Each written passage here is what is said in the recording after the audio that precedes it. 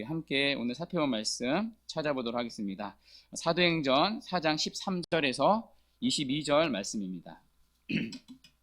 사도행전 4장 13절에서 22절 말씀 찾으신 줄 알고 한 절씩 교독하시고요. 마지막 22절에는 함께 읽도록 하겠습니다. 저부터 13절 읽겠습니다.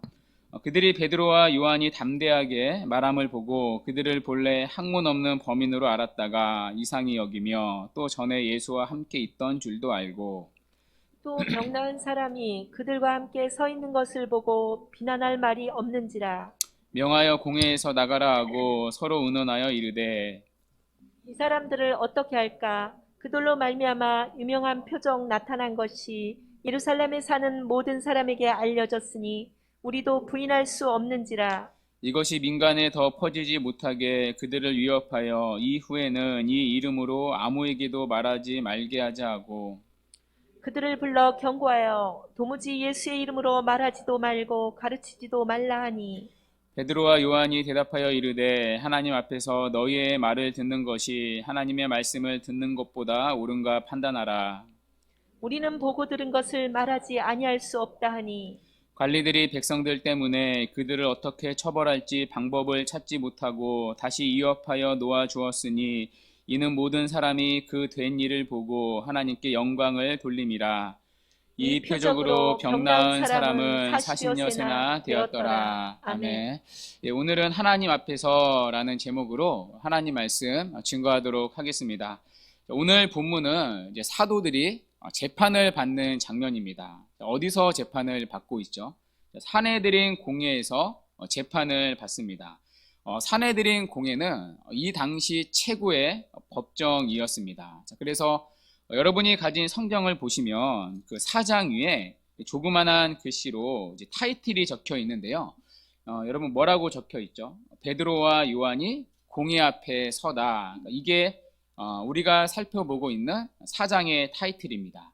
자, 그러면 왜 사도들이 지금 사내들인 공회에서 재판을 받느냐? 자, 앞에 3장에서 베드로와 요한은 안진뱅이를 일으켰습니다. 자, 그런데 의술로 고쳐준 게 아니었죠. 그러니까 인공관절 수술을 했거나 또 로봇 다리를 입혀서 고쳐준 게 아닙니다. 그러니까 병원에서 고쳤으면 아무런 문제가 되지 않았겠죠. 자, 그런데 누구의 이름으로 고쳤어요? 예수 그리스도의 이름으로. 그러니까 7절에 보면 사내들인 공회원들이 물어봅니다. 그러니까 너희가 무슨 권세와 누구의 이름으로 이 일을 행했느냐? 자, 그러자 베드로가 나사렛 예수 그리스도의 이름으로 이 일을 했다고 말합니다. 자, 그러면서 베드로가 구약의 시편 118편 말씀을 예수님께 적용합니다. 그러니까 너희들이 건축할 때 쓸데없다고 버린 잡돌같이 여겼던 예수를 하나님이 하나님의 나라의 터와 반석이 되게 하셨다고 말합니다. 자, 그러니 누구든지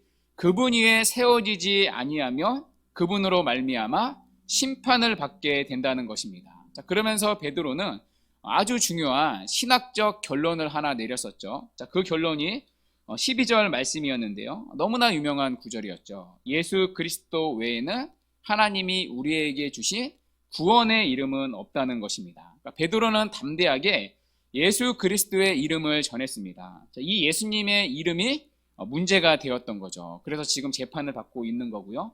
자, 그리고 이 베드로의 설교를 들은 사내들인 공의원들의 반응이 이제 오늘 본문에 소개되고 있습니다. 자, 그 반응이 13절에 나오는데요. 우리 13절 다시 한번 읽도록 하겠습니다. 시작.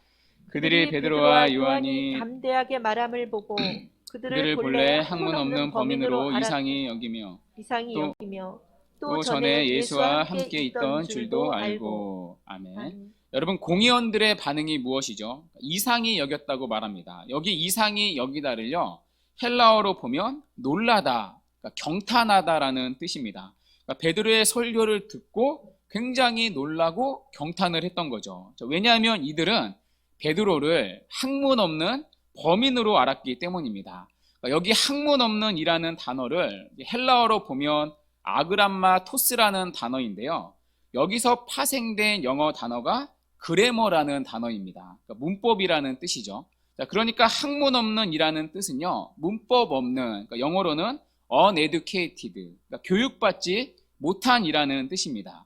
자, 그리고 이어서 범인이라고 말하는데요. 여기 범인은 죄를 지은 범인을 말하는 게 아닙니다. 영어 성경어로 보면 ordinary man, 그러니까 평범한 사람이라는 뜻이죠. 그러니까 이들이 여태까지 베드로를 어떻게 이해한 거죠? 교육받지 못한 평범한 사람으로 알고 있었던 것입니다. 자, 특별히 여기서 말하는 이 교육은요, 이 당시 랍비 교육을 말합니다. 오늘날로 치면 신학대학원 같은 공식적인 신학 교육을 말합니다. 이들은 랍비 학교에서 공식적인 신학이나 수사학을 배운 적이 없습니다. 아시다시피 여러분, 이들의 직업은 한낱 어부에 불과하지 않았습니까? 그것도 갈릴리 사람이었고요. 자, 그러니 랍비 교육 근처에는 가보지 못했겠죠. 더군다나 이 당시는 구약 성경만 있었던 시대입니다. 자, 그런데 이 구약 성경을 집집마다 가지고 있었던 시대가 아닙니다. 지금이야 인쇄술이 발달돼서 얼마든지 찍어낼 수 있지만 그때는 그런 인쇄술이 없지 않았습니까? 그러니 구약 성경을 집집마다 가질 수 있던 시대가 아닙니다. 그러니까 누구나 지금처럼 원하는 대로 구약을 읽을 수 있었던 시대가 아니었습니다. 자, 그러면 언제 구약 성경을 접할 수 있었느냐? 안식일 날 회당을 가서야만 구약 성경을 접할 수 있었습니다. 그러니까 회당에 가서도요, 구약 성경을 직접 보는 게 아니라 랍비 교육을 받은 서기관들이 대표로 읽어 주었습니다. 자, 그러니까 이 구약 성경을 깊이 연구하는 것은요, 랍비들만 가능했던 시대입니다. 자, 그 중에서도 고도로 훈련받은 사람들만 할 수가 있었습니다. 자, 그런데 베드로가 이 구약 성경을요, 탁월하게 해석하는 것입니다. 구약의 시편 118편에 나오는 모퉁이 돌을요, 예수님께 적용합니다. 구약의 말씀을 기억하고 아는 것뿐만이 아니라 그 구약의 말씀을 해석하고 적용해서 예수 그리스도의 죽으심과 부활을 연결시키는 것입니다.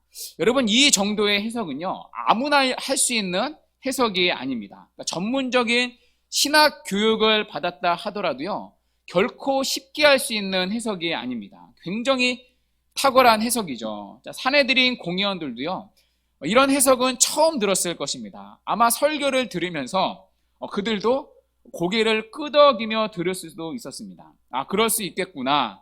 논리적으로 설득이 되었을 것입니다. 자, 그러니 이들이 놀랄 수밖에 없는 거죠. 자, 그런데 본문 13절 뒤에 보면 뭐라고 나와 있죠? 이상히 여겼는데 또 전에 예수와 함께 있던 줄도 알고. 그러니까 이상히 여겼는데 생각해보니 이들이 누구예요? 전에 예수님과 함께 있었던 자들입니다. 아, 얘네들 예수와 함께 있던 자들이구나. 예수님한테 성경 해석을 배웠었구나. 그래서 이들이 성경 주해를 탁월하게 하는구나. 아마 이렇게 생각이 되었던 것입니다. 자, 거기다가 14절에 보면 병 나은 사람이 사도들과 함께 있었습니다. 그러니까 사내들인 공의원들도 이 병 나은 사람을 다 알고 있었습니다. 왜냐하면 날마다 성전 앞을 지나다니면서 이 안진뱅이를 봐왔기 때문입니다. 자, 그런데 그랬던 그가 고침을 받고 멀쩡히 서 있는 것입니다. 자, 그러니 이 기적 자체를 부인할 수가 없었겠죠. 그러니까 베드로와 요한이 사기를 친 건 아닌 거죠. 그러니까 자기들이 생각해도 이 일은 하나님이 하신 일이라는 생각이 들었을 것입니다. 자, 그러니까 이들이 사도들을 비난할 말이 딱히 없는 겁니다. 자, 말씀의 권위가 있죠. 자, 그리고 기적의 증인이 눈앞에 있습니다. 자, 그러니 사도들을 붙잡긴 했는데 더 이상 추궁할 말이 없는 겁니다. 사도들을 잡아서 죽이고는 싶은데 죽일 수가 없는 거죠. 자, 그래서 이들이 일단 사도들을 공회 밖으로 내보냅니다. 자, 그리고 나서 자기들끼리 회의를 하는데요. 이 사람들을 어떻게 할까 회의를 하는 거죠. 근데 아무리 고민해도 죽일 만한 명분이 없는 겁니다. 왜냐하면 논리로는 상대할 수가 없었기 때문이죠. 워낙 성경 해석을 잘 하니까 성경을 가지고는 꼬투리를 잡을 수가 없습니다. 자, 거기다가 그들이 고친 안진뱅이, 그러니까 눈에 보이는 기적을 또 부인할 수가 없는 거죠. 더군다나 이 기적을 본 수많은 사람들이 사도들을 지금 열렬히 지지하고 있습니다. 4절에 보았듯이 이들의 설교를 듣고 예수를 믿은 사람만 약 5천 명이 넘었습니다. 그것도요, 남자만 5천 명이 넘었습니다. 여자까지 포함하면 10,000명은 좋게 되었을 것입니다. 뿐만 아니라 여러분 20절을 한번 보시면 예루살렘에 사는 모든 사람들이 이 놀라운 표적을 보고 하나님께 영광을 올려드리고 있습니다. 그러니 사도들을 쉽게 죽이지 못하는 거죠. 사도들을 죽이면 이 사람들이 가만히 있었겠습니까? 오히려 역풍이 불었겠죠. 그러니까 몰래 잡아서 죽이지 않는 한은 당장 이들을 지금 어떻게 할 수가 없었습니다. 그러니 아마 공의원들이 할 수 있는 것은 하나밖에 없었습니다. 이들을 위협하는 것입니다. 어떤 위협이죠? 이들의 입을 틀어막는 것입니다. 더 이상 예수의 이름이 사람들에게 퍼지지 못하도록 이들의 입을 틀어막는 것입니다. 그래서 17절에 보시면요, 사도들에게 더 이상 예수의 이름을 말하지 못하도록 위협을 가합니다. 원래 유대인의 율법에는요, 불법을 행했을 때 죄인에게 경고를 주고 풀어주도록 되어 있습니다. 그러나 그 일을 또다시 저지르면 두 번째부터는 채찍을 맞아야 했습니다. 그러니까 이 위협은요, 일종의 협박이었던 거죠. 또다시 예수의 이름을 전하면 그때는 가만두지 않을 거라는 협박의 메시지가 담겨 있는 것입니다. 그러나 베드로와 요한은요, 전혀 이들의 협박에 주눅들지 않습니다. 오히려 담대하게 말하는데요. 19절 우리 함께 읽도록 하겠습니다. 시작. 베드로와 요한이 대답하여 이르되 하나님 앞에서 너희의 말을 듣는 것이 하나님의 말씀을 듣는 것보다 옳은가 판단하라. 아멘. 여러분, 이 사도들의 담대함을 보십시오. 이들은 최고의 권력을 가진 자들의 위협에도 전혀 겁먹지 않습니다. 예수를 죽였고 또한 자신들도 죽일 수 있는 힘을 가진 권세자들의 위협 앞에 조금도 위축되지 않습니다. 오히려 베드로는요, 20절에서 이렇게 쐐기를 박습니다. 우리는 보고 들은 것을 말하지 아니할 수 없다 하니. 여러분, 이 말을 들은 사내들인 공의원들의 심기가 어땠을까요? 아마 당장이라도 이 사도들을 감옥에 쳐놓고 죽이고 싶었을 것입니다. 그러나 도저히 지금으로서는 죽일 방법을 찾을 수 없었습니다. 그래서 다시 이들을 위협하고요, 결국에는 이들을 풀어주게 되었습니다. 오늘 우리가 본문에서 한 가지 중요한 사실을 보게 됩니다. 바로 이 베드로의 변화된 모습입니다. 사실 베드로는요, 오늘 처음 사내들인 공의 앞에 선 것이 아닙니다. 복음서를 보면요, 베드로는 사내들인 공의 앞에 선 적이 있습니다. 물론 베드로가 사내들인 공의 앞에 직접 서지는 않았습니다. 그때는요, 자신이 따르던 예수님이 사내들인 공의 앞에서 재판을 받았습니다. 그러나 그때 베드로는요, 거기까지 쫓아와 있었습니다. 그리고 그때 거기서 베드로는요, 예수님을 부인했던 아픈 추억이 있습니다. 그것도 3번이나 예수님을 부인했었습니다. 이것을 우리는 요한복음을 통해서 살펴본 적이 있습니다. 요한복음 18장은 그때의 장면을 생생하게 묘사하고 있는데요. 요한복음 18장 12절 말씀입니다. 이에 군대와 천부장과 유대인의 아랫사람들이 예수를 잡아 결박하여. 그 밑에 13절 우리 함께 읽겠습니다. 시작. 먼저 안나스에게로 끌고 가니 안나스는 그 해의 대제사장인 가야바의 장인이라. 아멘. 여러분, 예수님을 재판했던 이 자가 누구이죠? 오늘 사도행전 본문에 나오는 대제사장 가야바의 장인 안나스였습니다. 그리고 이때 이미 베드로도요, 이 자리에 있었습니다. 그 사실을 밑에 15절에서 확인할 수 있는데요. 시몬 베드로와 또 다른 제자 한 사람이 예수를 따르니 이 제자는 대제사장과 아는 사람이라 예수와 함께 대제사장의 집들에 들어가고. 그 밑에 16절 우리 함께 읽겠습니다. 시작. 베드로는 문 밖에 서 있는지라 대제사장을 아는 그 다른 제자가 나가서 문 지키는 여자에게 말하여 베드로를 데리고 들어오니. 아멘. 대제사장 안나스가 예수님을 재판하는 자리에 누구도 있죠? 지금 베드로도 있습니다. 그런데 여기서 베드로가 예수님을 3번이나 부인합니다. 자, 첫 번째 부인하는 장면이 그 바로 밑에 17절인데요. 문지키는 요정이 베드로에게 말하되 너도 이 사람의 제자 중 하나가 아니냐 하니 그가 말하되 나는 아니라 하고. 자, 두 번째 부인하는 장면이 그 밑에 25절에 나옵니다. 시몬 베드로가 서서 불을 쬐더니 사람들이 묻되 너도 그 제자 중 하나가 아니냐. 베드로가 부인하여 이르되 나는 아니라 하니. 자, 그리고 마지막 세 번째 부인하는 장면이 27절입니다. 함께 27절 읽겠습니다. 시작.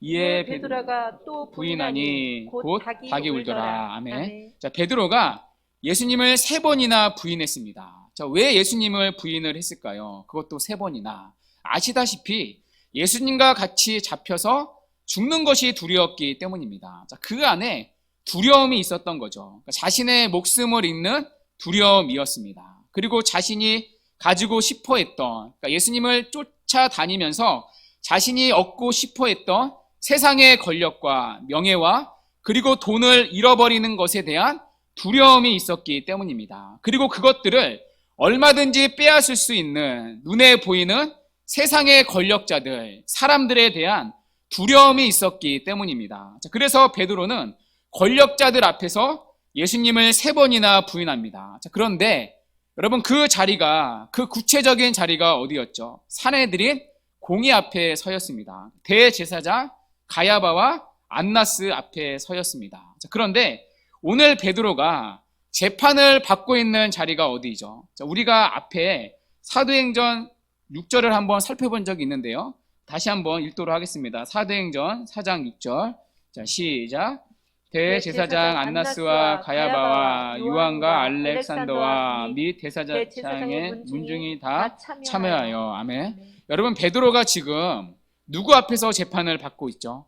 대제사장 안나스와 가야바. 그러니까 자신이 예수님을 부인했던 그 자리에 오늘 베드로가 지금 다시 서 있는 것입니다. 여러분, 성경이 참 재미있지 않습니까? 자, 그러나 우리는 여기서요, 베드로의 완전히 달라진 모습을 보게 됩니다. 베드로는 더 이상 예전에 두려워했던 세상을 두려워하지 않습니다. 예전에 두려워했던 세상의 권력자들을 더 이상 두려워하지 않습니다. 더 이상 베드로는 예전처럼 돈과 권력과 명예를 잃는 것을 두려워하지 않습니다. 그래서 더 이상 베드로는 예수님을 전처럼 부인하지 않습니다. 오히려 어떻게 하죠?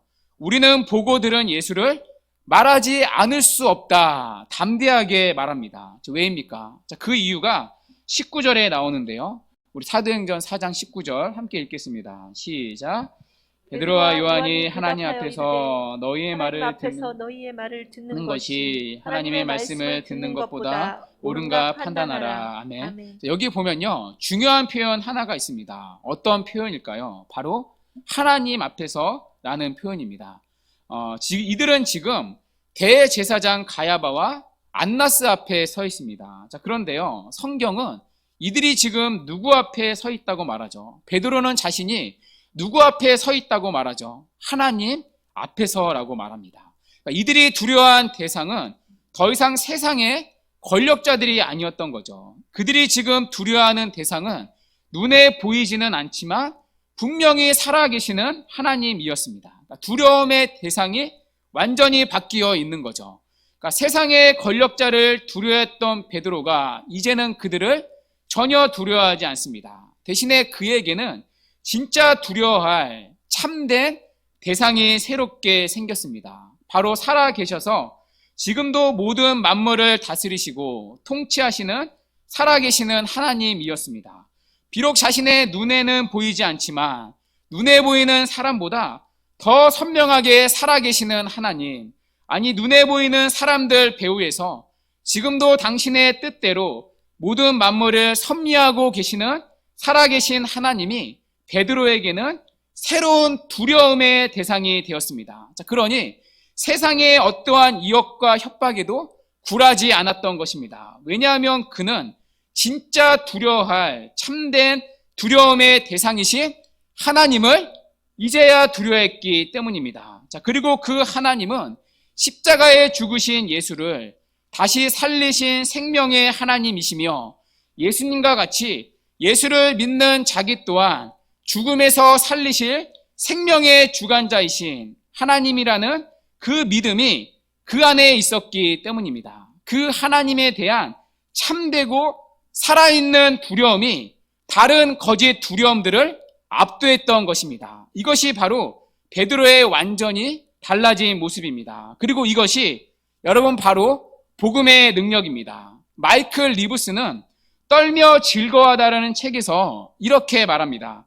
복음은 신자들을 두려움에서 해방하는 동시에 두려움을 주는 기이한 역사를 우리가 기뻐하기를 바란다. 복음은 인간의 삶을 망가뜨리는 두려움에서 우리를 해방하며 대신에 한 가지 가장 기쁘고 행복하며 놀라운 두려움, 즉 하나님을 향한 새로운 두려움을 준다.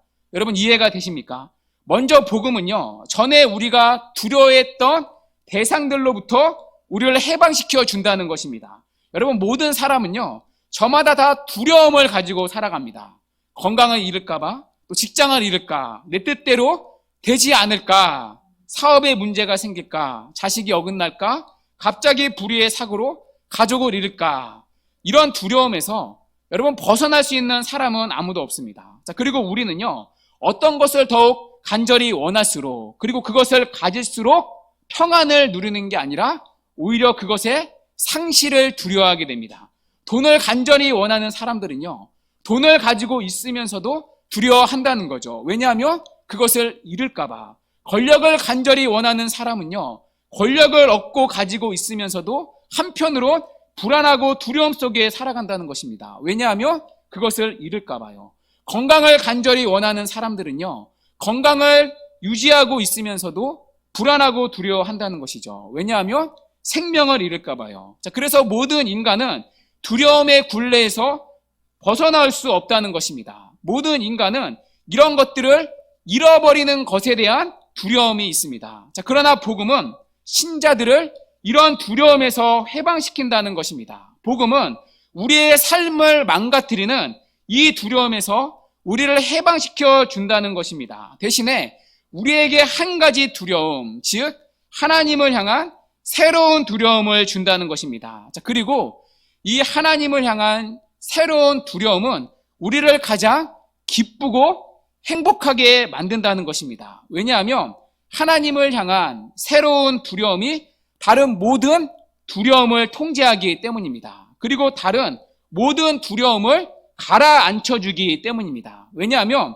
우리가 믿는 하나님은 온 우주를 창조하신 창조주이시며 지금도 모든 만물을 다스리시는 섭리의 하나님이시며 죽은 자도 살리시는 생명의 하나님이시기 때문입니다. 자, 그러니 그분 앞에 섰을 때 모든 두려움이 사라지는 것이죠. 세상의 그 무엇도 하나님 안에 있는 우리를 끊을 수 없기 때문입니다. 자, 그러니 하나님 안에 들어간 자들은, 하나님 앞에 살아가는 자들은 세상이 위협하는 두려움에 더 이상 굴복되지 않습니다. 자, 그래서 마이클 리브스는 이렇게 말합니다. 하나님을 향한 두려움이야말로 우리가 겪는 모든 두려움에 대한 해독제가 된다. 여러분 기가 막힌 통찰 아닙니까? 여러분 실제로 반대로 우리가 언제 두려움에 빠지죠? 하나님을 향한 두려움이 사라질 때 세상의 두려움이 찾아옵니다. 여러분 우리가 뭔가를 두려워하지 않습니까? 자, 그런데요, 우리가 품은 근원까지 파고 들어가면요, 그곳에서 분명히 언제나 자신의 불신앙을 발견합니다. 자, 그래서 주님도 이렇게 말씀하신 적이 있지 않습니까? 어찌하여 무서워하느냐? 믿음이 작은 자들아. 그러니까 믿음이 작을수록 우리는 더 큰 두려움을 품습니다. 그리고 우리의 두려움은요, 이처럼 불신앙을 통해 자랍니다. 그리고 우리의 불신앙은 그 두려움을 통해 강화가 되는 거죠. 그러니까 악순환이 반복되는 거죠.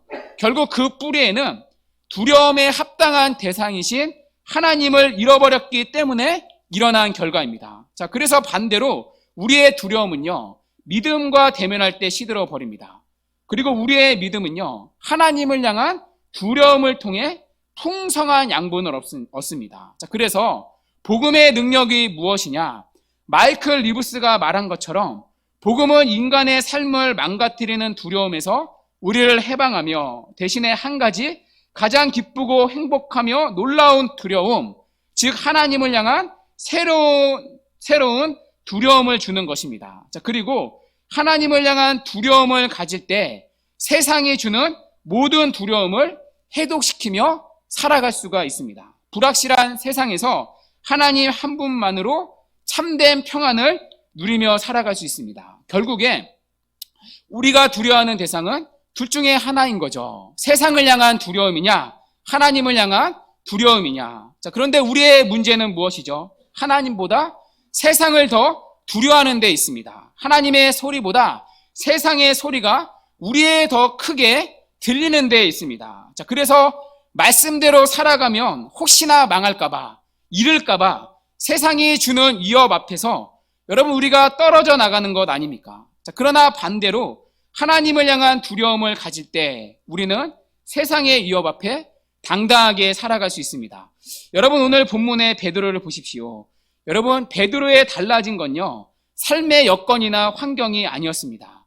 오히려 베드로가 실패했던 그 자리에 주님은 베드로를 다시 세우고 있습니다. 오늘 우리가 살아가는 신앙의 현실도 마찬가지입니다. 우리가 예수를 믿는다 하여 삶의 여건이나 환경이 달라지는 건 아닙니다. 우리를 두렵게 하는 삶의 현실에서 하나님은 우리를 벗어나게 해주지 않습니다. 오히려 여러분들이 신앙으로 하나님 앞에 화답하지 않고 적당히 타협해서 도망간 자리로 주님은 다시 베드로처럼 여러분들을 그 자리에 세우십니다. 그 자리는 지난 한 주간 여러분이 부딪히고 살아왔던 삶의 자리일 것입니다. 그 자리로 다시 주님은 여러분을 보내십니다. 그곳에서 다시 세상을 향한 두려움이 아닌 하나님을 향한 두려움으로 살아가도록 하십니다. 물론 이번 한 주도 세상은 여러분을 가만히 놔두지 않을 것입니다. 여러분 오늘 본문을 보십시오. 성령으로 충만함을 입은 베드로에게 찾아온 건 세상의 환대가 아닌 위협이었습니다. 오늘 본문에 보면 계속해서 반복되는 단어가 있는데요. 바로 위협이라는 단어입니다. 17절에 그들을 위협하여, 18절에 그들을 불러 경고하여, 또 21절에 다시 위협하여. 그러니까 세상은 끊임없이 믿는 우리를 위협한다는 것입니다. 그리고 이 위협은요, 결코 만만치 않습니다. 그러나 여러분 세상을 두려워하지 마십시오. 세상의 위협 앞에서 예수를 부인하고 여러분의 믿음을 타협하지 마십시오. 오히려 베드로와 같이 우리는 보고 들은 것을 말하지 아니할 수 없도다. 이 고백으로 신앙의 길을 담대히 걸어가시기 바랍니다. 너희의 말을 듣는 것이 하나님의 말씀을 듣는 것보다 옳은가 판단하라. 이 믿음의 고백으로 여러분을 위협하는 세상의 소리를 말씀의 소리로 잠재우시기 바랍니다. 세상은 우리를 위협하되 우리를 어떻게 할 수가 없습니다. 오늘도 우리의 생사화복을 주관하시는 분은 오직 살아계신 하나님 한 분이십니다. 그러므로 세상을 향한 두려움이 아니라 하나님을 향한 두려움을 가지고 믿음으로 승리하며 살아가는 은혜가 있기를 바랍니다. 특별히 그러기 위해서 본문 19절의 표현을 여러분 기억하시기 바랍니다. 바로 하나님 앞에서라는 표현입니다. 우리는 눈에 보이는 세상의 두려움 앞에서 살아가는 자들이 아니라는 것입니다. 우리는 눈에 보이는 문제만이 아니라 그 뒤에서 모든 것을 다스리시는 하나님 앞에 살아가는 자들입니다. 그러므로 눈에 보이는 문제만 보는 것이 아니라 그 뒤에 있는 하나님의 손길을 바라보며 살아가시기 바랍니다. 우리가 당하는 모든 문제는 그 뒤에 하나님의 의도가 있습니다. 기쁠 때나 우리가 힘들 때나 건강할 때나 때로는 건강을 잃을 때나 그 어떤 순간에도 하나님의 계획이 있습니다. 자, 그런데 우리가요, 두려움을 느끼는 이유는 무엇이죠? 눈에 보이는 대상만을 보기 때문입니다. 그러니까 하나님을 보지 못하면 우리는 두려움에 사로잡히게 되어 있을 수밖에 없습니다. 자, 그러므로 이번 한 주 모든 두려움의 뒤에 계시는 하나님을 볼 수 있는 은혜가 있기를 바랍니다. 그리고 이 하나님 앞에 살아가시는 은혜가 있기를 바랍니다. 그럴 때 우리는 세상이 주는 모든 두려움을 이길 수 있습니다. 그리고 세상이 주는 모든 죄의 유혹을 이길 수 있습니다. 그럴 때 우리는 복음이 주는 능력, 우리의 삶을 망가뜨리는 모든 두려움에서 해방되는 동시에 우리를 기쁘고 행복하게 하는 하나님을 향한 두려움으로 진정한 평안을 누리며 살게 될 것입니다. 바라기는 새롭게 시작되는 한 주, 하나님을 향한 두려움이 세상이 주는 모든 두려움의 해독제가 되어 이 복음의 능력으로 하나님 안에서 참된 평안과 기쁨과 승리를 누리며 살아가는 이 복된 은혜가 우리 모두에게 있기를 주님의 이름으로 간절히 축원합니다. 아멘.